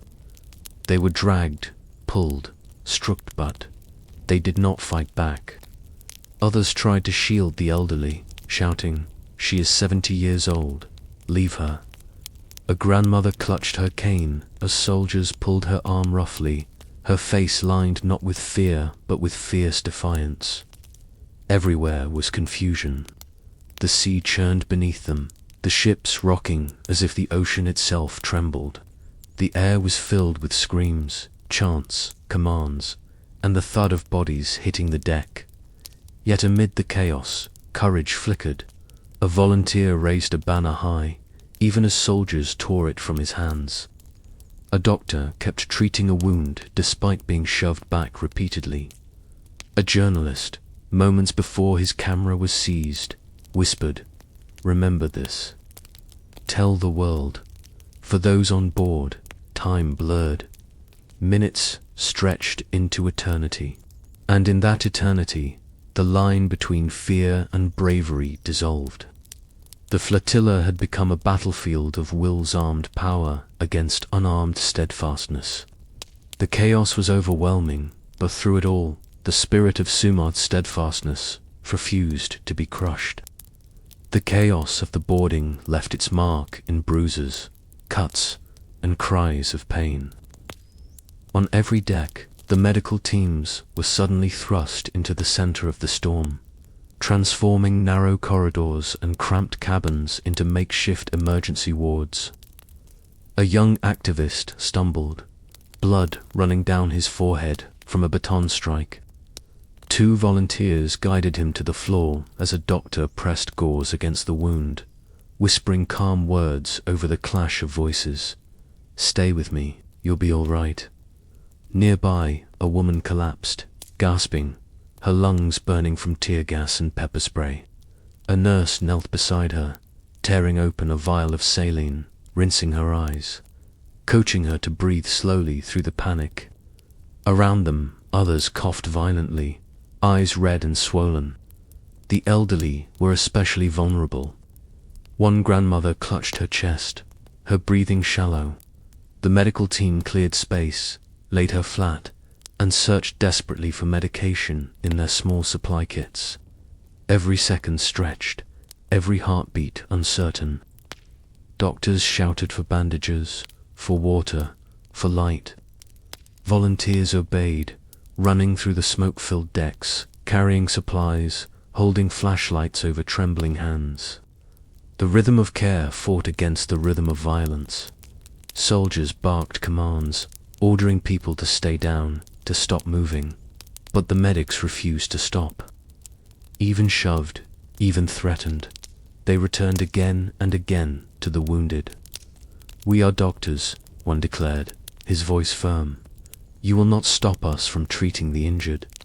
Amid the fear, there were moments of profound humanity. Volunteers gave up their own water for patients. Strangers held each other's hands through pain. A child's drawing, tucked in the pocket of one injured activist, fell to the floor, a simple picture of a sun over the sea. A nurse picked it up, tucked it back gently, and whispered, "For Gaza." The medical emergency stretched across every ship, a patchwork of bandaged wounds, swollen eyes, and broken bodies. Yet even here, in the midst of suffering, the steadfastness of the flotilla endured. They had come prepared for this possibility. And now, as the blockade bore down upon them, their healing hands became their strongest act of resistance. Among the chaos of the raid, another battle unfolded, not with fists or weapons, but with lenses, microphones, and memory cards. The journalists aboard the flotilla had come prepared, knowing they might be the first targets. And they were right. As commandos stormed the decks, cameras were ripped from hands. Soldiers shoved lenses aside, shouting, "No filming." Equipment clattered to the floor, trampled under boots. Some cameras were seized and smashed, the glass of their lenses scattering across the deck like shards of silenced truth. But the journalists resisted in the only way they could. They kept filming, even as soldiers shouted in their faces. One reporter pressed his camera tight against his chest, recording blindly through the chaos until it was wrenched away. Another quickly removed her memory card, slipping it into her shoe, whispering to a nearby volunteer, "Hide it. The world must see this." Microphones were torn from cables. Notebooks were confiscated. Laptops were seized. The flotilla's story, it seemed, was being erased in real time. And yet, fragments survived, hidden memory cards tucked into clothing, small cameras smuggled away, quick transmissions sent before signals were jammed. For the journalists, this was more than a struggle for their equipment. It was a struggle for history. They knew the blockade could silence their voices on the sea, but if even one photograph, one recording, one testimony reached the outside world, then the truth would live on. Some reporters shouted defiantly as they were pushed down, "We are journalists. This is our right." Their voices were drowned out, but their courage was not. Volunteers who were not journalists became witnesses, memorizing details, holding them like sacred words to share if all else was taken. In that moment, the journalists understood the cost of their mission. Cameras could be broken, but memory could not. Truth could be delayed, but not destroyed. Even under fire, even silenced, they continued their work, the work of resisting forgetting. For days, the flotilla had sent out words across the waves, updates to supporters, reassurances to families, messages of solidarity to Gaza. But as the raid intensified, those messages began to falter, stifled by a deliberate silence. Radios that once crackled with chatter now hissed only with static. Satellite phones, their signals fragile but lifelines nonetheless, flickered and failed. Attempts to send short text updates or emails were blocked, swallowed by an invisible wall of jamming. The activists knew what was happening. The blockade was no longer just physical, it was digital. They were being cut off, their voices severed from the world beyond the horizon. Journalists tried desperately to push out final transmissions, snippets of video, hurried audio recordings, urgent calls for help. Some managed to slip through, brief bursts of truth sent before the signals collapsed entirely. Others never made it, trapped forever in dead devices, their stories erased before they reached listening ears. For the volunteers, the silence was crushing. Many had taken comfort in knowing that supporters worldwide were following their progress, that families back home were reading their words, that Gaza was listening. Now, that comfort was gone. They were adrift not only on the sea, but in isolation. One activist, clutching a broken phone, whispered, "It feels like we've vanished, like they've erased us from the map." Another replied, steady but fierce, "No. Even if they cut the wires, the world still remembers. We've already been heard." In the cabins, people scribbled on scraps of paper names, messages, testimonies, handing them to one another in case someone might smuggle them out later. Their voices had been silenced by machines, but their determination refused to be muted. The blockade sought to choke not only Gaza, but the story of those who sailed for it. Yet, in the hearts of the flotilla, the message still lived. Steadfastness could not be jammed. The sea carried them in silence now, but silence itself became a witness. The resistance of the flotilla was fierce, but it was not violent. Arms linked, chants shouted, banners raised, the volunteers gave all they could without lifting a single weapon. Yet the weight of force was too heavy. One by one, the ships fell under control. Soldiers pushed volunteers to the decks, zip ties biting into wrists. Eyes watered from tear gas, throats burned from pepper spray.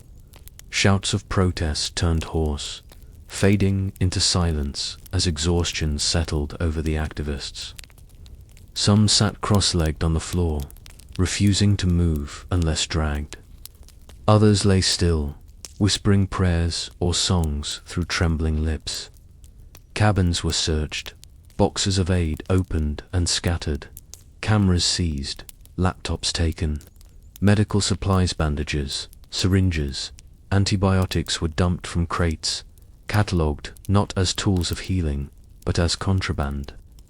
Volunteers pleaded, "This is medicine for children." Their cries were met with indifference. On deck, the detained were gathered into groups. Soldiers stood over them, weapons slung across their shoulders. Orders barked in languages some could not understand. For hours, the flotilla sat captive on their own ships, the Mediterranean sun beating down, sweat dripping from their brows, wrists bound, spirits unbowed. Then came the forced journey. The ships, once symbols of defiance, were turned against their will.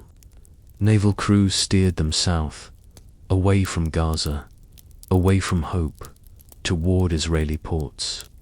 The blockade had won the battle at sea, yet, even in capture, defiance flickered. Activists continued to chant, weak but insistent, "Free Gaza, free Gaza." Some sang softly, their voices a murmur of resistance that no chain could silence. One elderly woman, wrists bound, looked at the soldiers around her and said quietly, "You can take the ship, but you cannot take our purpose." The flotilla had been detained, but not defeated. Their bodies were under control, but their message had already sailed farther than any warship could chase. The ships of the Sumud Flotilla had set out with a single dream to reach Gaza's shores. But that dream was cut short on the open sea. Under the shadow of warships and the grip of armed commandos, the flotilla was forced off its course, its sails of hope torn by power. Engines roared as naval crews seized control of the wheelhouses. Volunteers, bound at the wrists, could only watch as their ships turned south and west, away from Gaza's invisible coastline.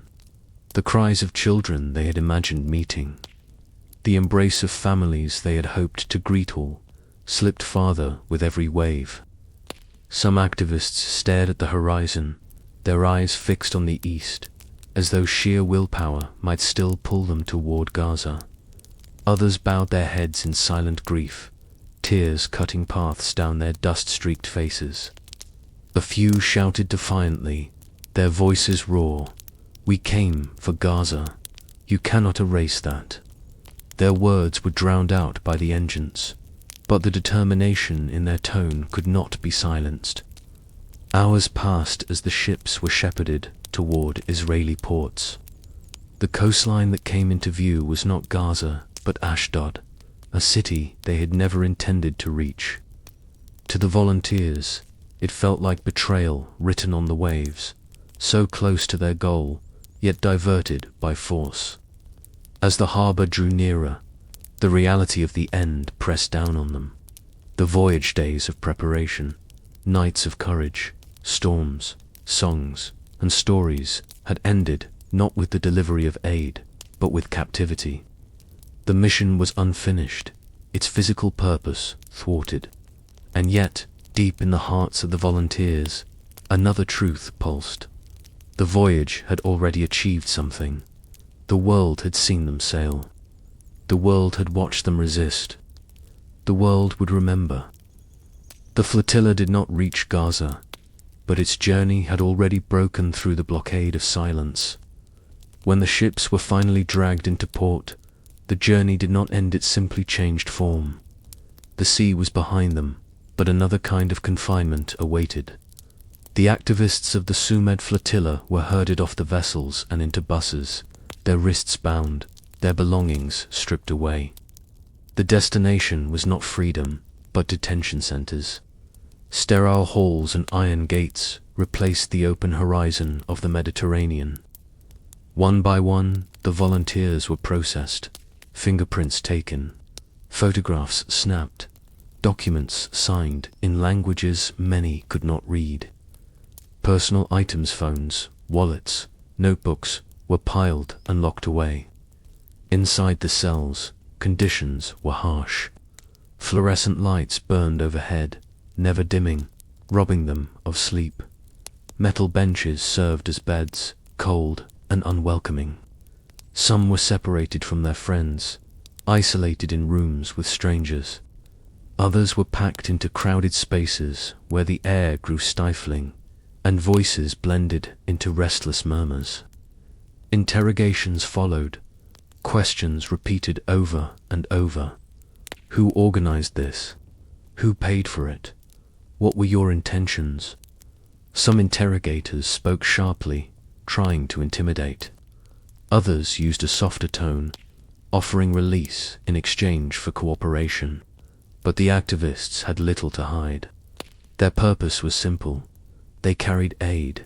They carried solidarity. They carried no secrets. The medical volunteers tended to their shipmates even here, cleaning wounds with whatever supplies they could find, soothing the seasick and the bruised. Songs whispered in low voices passed through the cells, fragile but defiant. One elderly activist told the guards calmly, "We have already been detained before, by silence, by inaction. You cannot break us now." The days in detention blurred together. Meals were meager. Time stretched endlessly. Yet the spirit of Sumud remained. They consoled one another, shared stories, and reminded themselves that their captivity was temporary, but their message was lasting. Behind the walls of the detention centers, the flotilla seemed buried in silence. But beyond those walls, the world was beginning to roar. The tension was never meant to last forever. After days of questioning, isolation, and waiting, the activists of the Sumud Flotilla began to hear the words they had longed for. You were being released, but freedom came not on their own terms. They were not returning to Gaza. They were being deported, scattered back to the countries they had come from. One by one, the volunteers were marched out of the detention centers, their wrists unbound, their belongings returned in plastic bags. Passports were stamped with bands marks that would bar them from ever returning. Airport gates, rather than Gaza's shores, became their next destination. The deportations unfolded in waves. Groups of activists boarded planes under the watch of guards, their departure hushed, their voices muffled by exhaustion. Some wept quietly as they buckled into their seats. Others stared out the windows, eyes fixed on the horizon, haunted by how close they had come. For many, returning home was bittersweet. Crowds greeted them at airports with cheers, applause, and flowers. Supporters embraced them. Journalists thrust microphones forward. Families wept with relief. Yet behind the smiles was the ache of disappointment. They had set out to deliver aid, to break the blockade, to reach Gaza's children, and they had been turned away. Still, they carried something powerful back with them, their story. In interviews and speeches, in articles and documentaries, they shared what they had witnessed: the storm at sea, the boarding, the bruises, the silence of detention. Each word became a spark, igniting outrage, compassion, and solidarity far beyond the Mediterranean. Some vowed to sail again. Others pledged to campaign harder from home, turning their deportation into fuel for activism. And for those who felt broken, there was comfort in knowing they had not sailed in vain. Even without reaching Gaza, they had pierced the wall of silence, forcing the world to look once more at the siege. Their ships had been seized, their voyage cut short, but their voices deported. Though they had already crossed borders, no blockade could stop. When news of the flotilla's capture broke, the world stirred. Headlines filled newspapers and news channels. 500 activists seized at sea. Images of bound wrists, stormed decks, and diverted ships spread quickly, igniting debates from parliaments to street corners. In some capitals, officials condemned the raid outright. Governments in Latin America, Africa, and parts of Europe demanded explanations, calling the interception a violation of international law. Statements spoke of the right to humanitarian aid, of the duty to protect civilians. Some foreign ministers summoned ambassadors, their voices sharpened with anger. Elsewhere, silence prevailed. Certain governments issued cautious, measured remarks, expressing concern without placing blame. Others sided openly with Israel's version of events, repeating the line that the flotilla was a security threat. Behind closed doors, the realpolitik of alliances weighed heavier than the cries of the activists. Non-governmental organizations, however, were not silent. Human rights groups condemned the seizure as an attack on humanitarian principles. Amnesty International, Red Crescent societies, church networks, and solidarity campaigns issued statements of outrage, demanding accountability. For them, the flotilla symbolized not provocation but conscience, and its suppression was proof of the blockade's cruelty. On the streets, the people responded more powerfully still. In cities across the globe, protesters poured out with banners and chants. Demonstrations swelled in London, Paris, Cape Town, Kuala Lumpur, and beyond. Candles were lit in vigils. Petitions circulated, collecting tens of thousands of signatures demanding the release of the detained activists and the lifting of the blockade. In Gaza, word of the flotilla's fate reached families waiting on the shore. Children who had asked eagerly when the ships would arrive fell silent when told the ships had been seized. Yet even here, disappointment mingled with pride. "They tried for us," one father said quietly. "The world tried to reach us. That matters." The world's reaction was divided: governments cautious, NGOs outraged, people inspired. But one truth could not be erased. The Sumud Flotilla had broken through indifference. Its capture had made the blockade visible again, forcing the world to look at what it preferred to ignore. The ships had been stopped, but the story had already sailed into history. If the confrontation at sea was a clash of bodies and wills, what followed was a clash of words and narratives. The Sumud Flotilla, seized and silenced on the water, now became the center of a battle in the media. In Israel, officials moved quickly. Spokespeople appeared on television and radio, repeating a clear line. The flotilla was a provocation, not a humanitarian mission. They showed images of seized supplies, arguing that aid could have entered Gaza through proper channels. They warned of security threats, implying that the ships might have carried hidden dangers. The message was sharp and disciplined, designed to justify the raid and shape public opinion. On the other side, the voices of activists and NGOs countered with their own truth. From airports, hospitals, and press conferences, released volunteers spoke about the violence of the boarding. the silencing of journalists, the confiscation of aid. Grainy videos smuggled out showed soldiers storming decks, activists crying out, doctors treating wounds. These fragments carried weight, painting a picture that no press release could erase.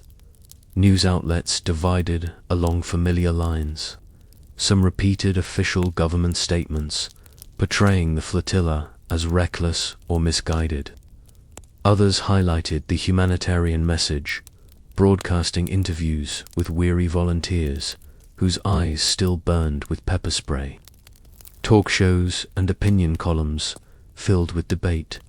Was the flotilla a courageous stand for human rights, or a reckless act that invited confrontation? Social media became its own battlefield.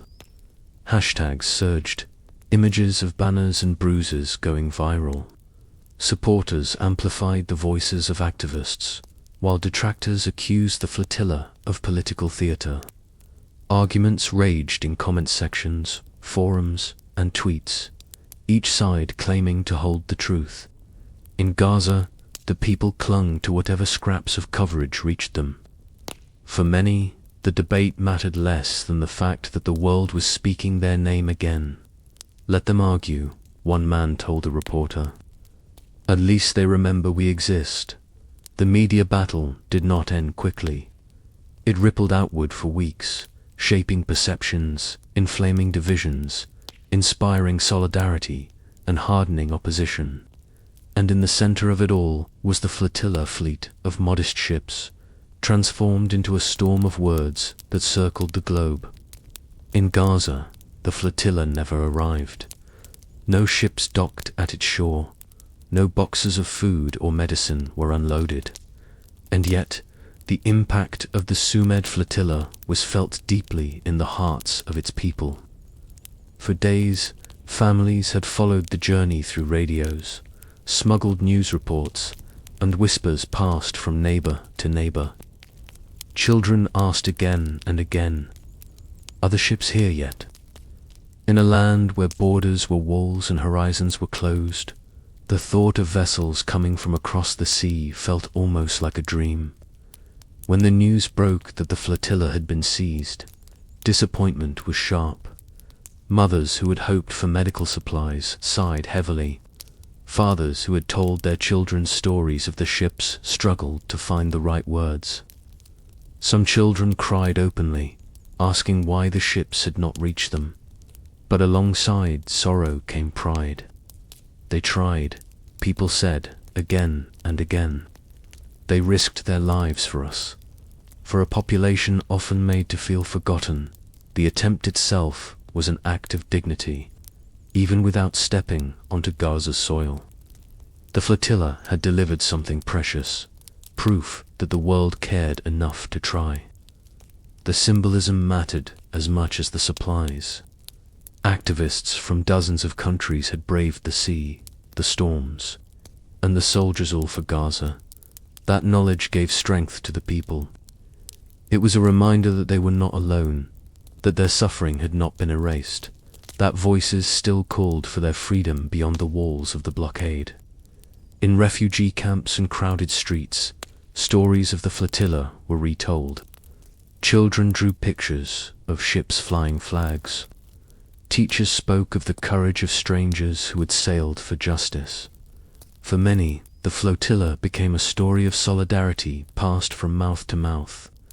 Joining the long history of resilience known as Sumud, no cargo was delivered, but hope was.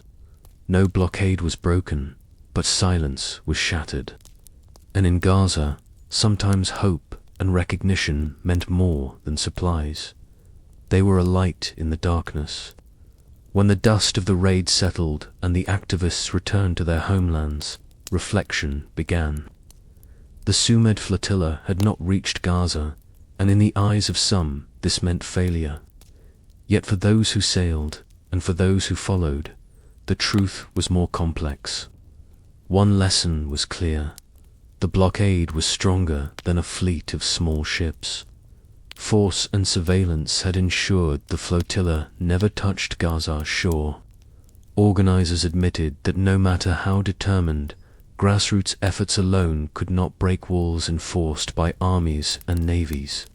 The physical mission delivering aid had been thwarted. But another lesson emerged: visibility is power. Before the flotilla set sail, the world had grown accustomed to Gaza's silence. The blockade was rarely headline news, its cruelty hidden behind routine indifference. By sailing, the activists forced the world to look again. For weeks, Gaza returned to the front pages. People spoke its name in protests, parliaments, and prayers. There were also lessons in strategy. Organizers noted the importance of tighter coordination, of secure communications, of contingency plans for media suppression. Some reflected that smaller, faster ships might be more effective. Others argued that success lay not in reaching Gaza physically, but in building a movement that outlived any single voyage. For the volunteers, personal lessons ran deeper. Many spoke of courage discovered within themselves, of friendships forged across cultures, of a sense of global solidarity that no detention cell could erase. Some admitted fear, exhaustion, even despaired, but also the realization that courage is not the absence of fear, but the decision to act despite it. Critics raised their voices too, accusing the flotilla of recklessness, of placing civilians in danger for symbolism. But even critics unwittingly proved the flotilla's point. People were forced to debate Gaza again. Silence had been broken. Perhaps the greatest lesson was this: steadfastness is not about instant victory. It is about endurance, about trying even when the odds are against you. The flotilla had not broken the blockade, but it had chipped away at indifference. And in the struggle for justice, every crack matters. Long after the ships were seized and the activists were sent home, the voices of those who sailed still carried across the world. Each volunteer spoke in their own words, but together they wove a tapestry of memory, defiance, and hope. I was terrified, admitted Anna, a student from Norway. When the soldiers boarded, I thought I might never see home again. But fear did not stop me. If Gaza can endure years of blockade, then surely I could endure one night of danger. Jamal, a Palestinian exile, spoke with tears in his eyes. I have not seen my homeland since I was a boy. To sail so close, to breathe the same sea air that touches Gaza, was both painful and healing. I did not reach the shore, but I felt connected to it, as if I had returned in spirit. For Ruth, the retired librarian from Canada, the voyage was about legacy. My grandchildren asked why I went. I told them, because silence is not an option. When they read about this blockade in history books, I want them to know their grandmother did not look away. Doctors who treated the wounded reflected on the brutality they witnessed. We came with bandages and antibiotics, said Dr. Ahmed. But what struck me most was how fragile and precious life felt in that moment. Every bruise, every cut, every cough of tear gas reminded me of why Gaza must be free, because no one should live under constant harm. Journalists who had their cameras seized still carried their memories like lenses. They broke my equipment, one said, but not my eyes. I can still see every detail. And as long as I can speak, I will tell the world what happened. Each voice was different, yet all carried the same refrain. The voyage had changed them forever. They had seen courage in strangers, hope in hopelessness, and solidarity that crossed oceans. The flotilla did not succeed in the way it planned, but for those who sailed, the journey was not lost. It had planted something deeper within them, an unshakable conviction that to act, even when outnumbered, is itself a form of victory. Their voices became the flotilla's true cargo, carried far beyond the Mediterranean, echoing wherever people dared to remember Gaza. On the shores of Gaza, the sea stretched wide and blue. But beyond the horizon, something more than waves was approaching hope. Families waited eagerly, whispering to each other about the ships filled with strangers who dared to come. Children asked questions their parents struggled to answer. Will they bring us chocolate? Will they bring medicine? Will we meet them at the port? Mothers smiled softly, not wanting to crush their children's excitement. Fathers spoke quietly of supplies that could help hospitals, schools, and homes. For a few days, the blockade felt thinner, the air lighter. In the refugee camps, people gathered around radios, clinging to every word of news. Rumors spread quickly. Some said the flotilla was only hours away. Others whispered it had already been stopped. Still, many held on to faith, imagining the sight of ships sailing proudly into Gaza's port, carrying banners and aid. When the news finally came that the flotilla had been seized, its passengers' detained silence spread across neighborhoods like a shadow. Children cried, asking why the ships did not come. Parents lowered their eyes, unable to find words. Hospitals sighed at the thought of medicine that would never arrive. The disappointment was heavy, cutting deep. And yet, even in heartbreak, pride remained. They tried, families said again and again. They crossed the sea for us. They risked everything for us. In a place where people often felt forgotten, this knowledge mattered. The very attempt was a gift of dignity. In the evenings, families told stories of the ships to their children. They described how hundreds of people from different lands had joined together for Gaza. They spoke of Sumud's steadfastness, how the flotilla carried that spirit across the Mediterranean. For Gaza's families, the flotilla became more than an event. It became a story, one that joined their own long history of waiting, hoping, resisting. A story to remind their children that though the ships had not arrived, the world had not abandoned them. The sea remained closed, but hearts had been opened. And sometimes, in Gaza, that was enough to keep hope alive for another day. The Sumud Flotilla never reached Gaza's shore, but its spirit did not sink with the ships. Instead, it rippled outward, carried by the voices of those who sailed and the crowds who marched. From the Mediterranean, a movement spread across the world. In Europe, activists organized renewed campaigns against the blockade. Universities hosted talks where returning volunteers spoke of their experiences, showing photos of the raid and detention. Churches and mosques collected donations, not for another flotilla just yet, but for medical aid, scholarships, and rebuilding projects in Gaza, in Latin America. Solidarity groups staged symbolic flotillas on rivers and lakes, decorating boats with Palestinian flags and banners. They declared, if they stop ships at sea, we will sail everywhere else in their name. Across Africa and Asia, campaigns grew louder. In South Africa, veterans of the anti-apartheid struggle drew parallels between Gaza and their own past. In Malaysia and Indonesia, rallies filled public squares, linking the flotilla's story with calls for broader justice in Palestine. Even in the United States and Canada, where political leaders remained cautious, grassroots activism intensified. Communities pushed for boycotts of companies complicit in the blockade. Student groups passed resolutions. Artists painted murals of ships sailing across stormy seas, emblazoned with the word Sumud. The flotilla's greatest gift was not only the attention it brought, but the networks it forged. Activists who had once worked in isolation now felt connected to a global family.